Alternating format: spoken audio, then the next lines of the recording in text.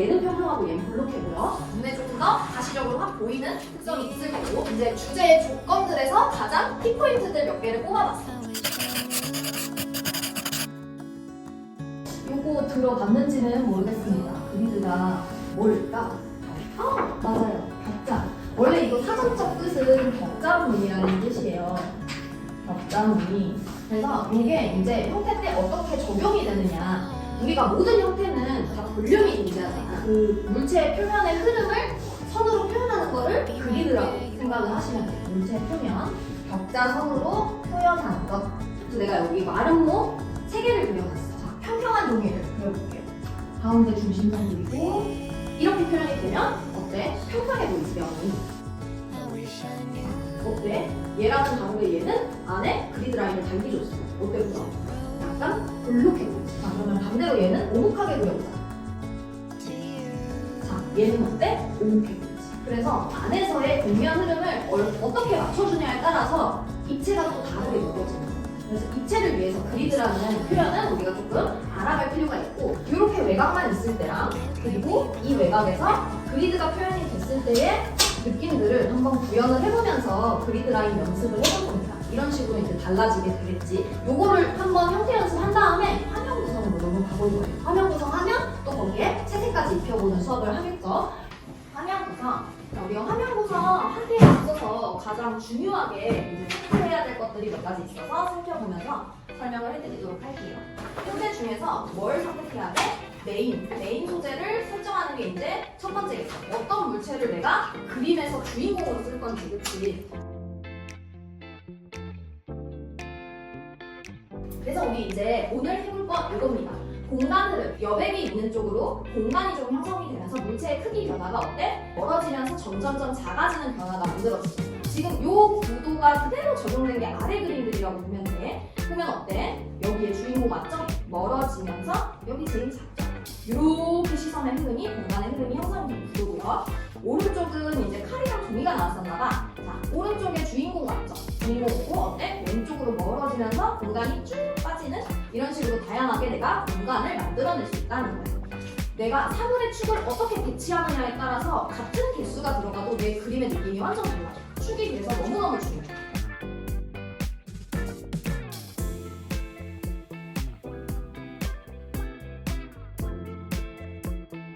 결속을 통한 집중이라고 이제 했는데, 아, 여기가 포인트구나 라는 요소가 딱 느껴지죠. 이게 힘이 여기에 더 강하게 들어갔기 때문이야. 결속을 통해서. 그리고 또 이 요소 보면은 몰려있는 부분과 풀어지는 부분을 통해서 집중감이 딱 강조될 수 있게끔 형성한 구도다라고 이해하시면 되겠습니다. 우리 오늘 활용해볼 수 있는 포인트, 물감 튜브잖아. 비슷한 요소가 뭐야? 치약, 혹은 이렇게 뭔가 안에 담겨져 있다가 나오는 그 물병이랑 튜브, 이런 것들이 이제 이 앞쪽의 포인트, 내용물이 나올 수 있는 부분이 집약점이 될 수 있다는 점에서 우리가 이제 튜브 연출해보는데 또 같은 공통점이 될 수 있을 것 같아요. 그래서 너희가 꼭 요거 3가지는 체크를 하면서 구성을 했으면 좋겠어. 화면 구성 시에 스스로 체크할 부분은 테스트 첫 번째, 소재 분석이 가장 중요해. 소재, 어떤 구조와 형태지? 이거부터 파악을 해야겠죠. 그리고 어떤 색과 재질이지? 요거는 지금 요거 채색하는 친구들 진행하고 계시죠. 이제 공간 설정은 아까 이제 설명드렸을 거야. 그래서 주제는 근경, 가깝게 거리를 책정을 해주시고, 그리고 확정 전에 체크해줄 부분, 주제로 내가 시선이 딱 명확하게 가는지, 이거 중요합니다. 이거 꼭 체크를 해주시고, 그리고 형태 해가지고 공간 구성까지 차차 해볼 거고. I could stay like this, forever following you.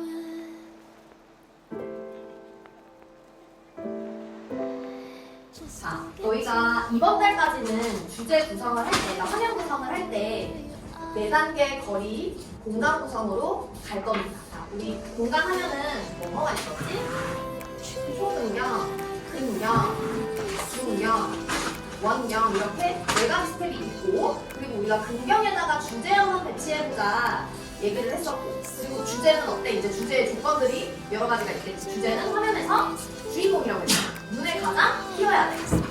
변화가 있어야지. 그리고 이제 채색적으로는 어때? 명암의 대비, 선명하게 그려야 되니까.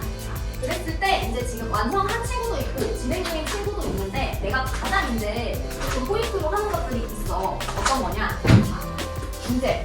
그치? 주제에서는 일단은 소재가 뭐든지 간에 빌레까지는 잡아보자. 가장 돌출된 부분에 그렇게 이제 이야기를 해서 진행을 한 거고, 중경, 원경에는 블랙이 동일하게 오면 될까요? 안 될까요?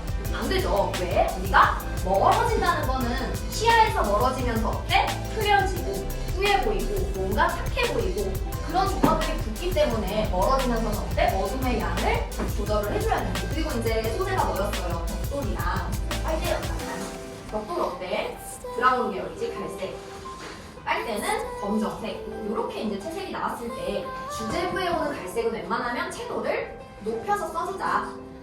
그래야 시선에서 딱 선명한 색감이 눈에 딱 띄겠지. 그리고 어때? 갈색이라는 톤은 어때? 웜톤이지. 웜톤이 같이 배치가 됐네? 무채색이랑 쿨톤 베이스 블랙으로 가자. 이렇게 이제 좀 정리를 해줬었어. 그리고 이제 다음 주에 어떤 소재 들어가냐? 스테인리스 컵이랑 블루베리 들어가요. 블루베리랑 컵 들어가는데 지금 너희가 조금 진도가 빠른 친구들은 컵 다시점 드로잉까지 했고요.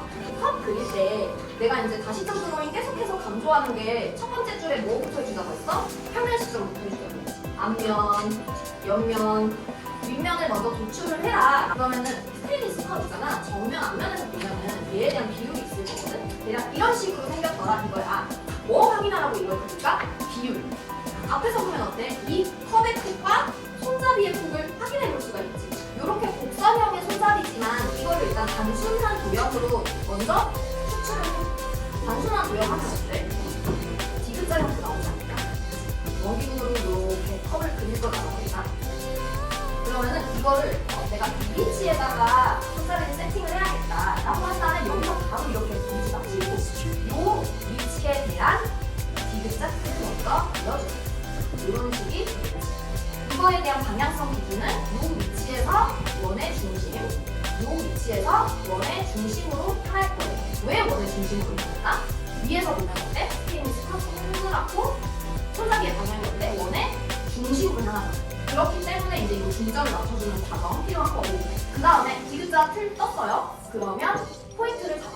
아 여기 시작점, 그리고 얘가 굴려지기 시작하는 점, 그 굴려지는 정점, 그리고 쭉 내려가서 또 만나는 점, 이 포인트들을 여기다가 그대로 가이드를 조금 그려주는 거예요. 그런 다음에 어때? 연결, 연결, 연결, 연결 하면서 그리드 맞춰서 그리면 사실 그렇게 어려운 형태는 아닙니다. 그래서 원리에만 맞춰서 너희 평면 시점 잘 확인하시고 비율 꼭 체크하시고, 그 다음에 입체 뜰 때 원기둥 뜨는 건 어렵지 않지? 근데 손잡이 뜰 때 가장 심플한 도형 디귿자부터 출발을 해서 또 들어가자 라는 거 이제 다음 주에 연습을 하면서 좀 훈련을 했으면 좋겠고요.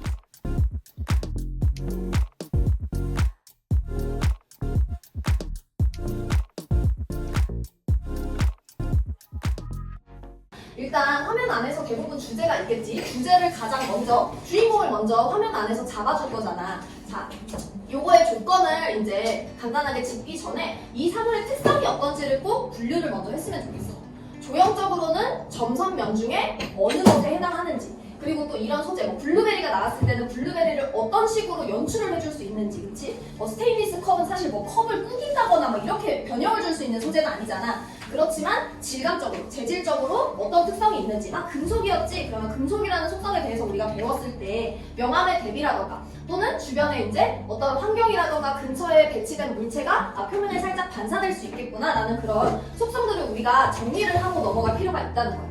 그러면 점선면 분류를 해봤을 때 어때요? 점은 블루베리, 면, 스테인리스 컵, 그리고 블루베리도 당연히 면 소재 될 수 있겠죠. 점 소재 혹은 면 소재에서 좀 연출적으로 뽑아줄 수 있는 선을 가미를 해줄 수가 있겠어요. 그런 것들이 이제 어떤 게 있어? 가령 대부분은 지금 블루베리 과즙을 썼죠. 과즙에서 좀 어떤 봉쇄 있는 느낌들, 좀 얇은 흐름들을 써서 선의 요소로 대체를 해서 썼단 말이야. 혹은 과일 같은 경우가 나오면 껍질을 충분히 써줘도 괜찮습니다. 껍질. 왜냐면 그렇게 점선면의 요소들이 골고루 주제 안에서 배합이 됐을 때 훨씬 더 주제는 주목도가 높아지고요. 그리고 연출을 적극적으로 했구나 라는 느낌이 들기 때문에 그런 것들을 이제 너희가 조형적으로 좀 추출을 해줬으면 좋겠고, 조형 변화. 그러니까 조형 변화란 뭐야? 형태 혹은 얘가 갖고 있는 실루엣의 변화를 뜻하겠죠. 가급적이면 손잡이 같은 거 요 가운데다가 가리지 말고 외곽 쪽으로 변화 있게 줘라. 고리 같은 것도 조금 조형적으로 잘 드러날 수 있도록 활용을 해줘라. 블루베리가 하나만 띡 들어가면 너무 심심하기 때문에 변화를 줘서 이렇게 중첩되거나 반복되는 요소를 좀 활용을 해줘라. 액체 요소들 과즙을 좀 활용을 해서 조형 변화를 주자라는 거를 이제 주제 너희가 아이디어 스케치 가져오면 추가를 해줬었을 거야. 그래서 조형 변화 당연히 주제의 조건이겠고 그 조형 변화가 들어가면 자동으로 어때? 밀도는 높아질 수밖에 없어. 그리고 강조가 됩니다. 주제에서는 채도가 높아야 시각적으로 확 들어온다. 그리고 명도라고 했는데 명도에서는 이제 명암의 대비라고 할게요. 명암의 대비. 밝고 어두운 대비가 주제에서 조금 명확하게 드러났으면 좋겠어요.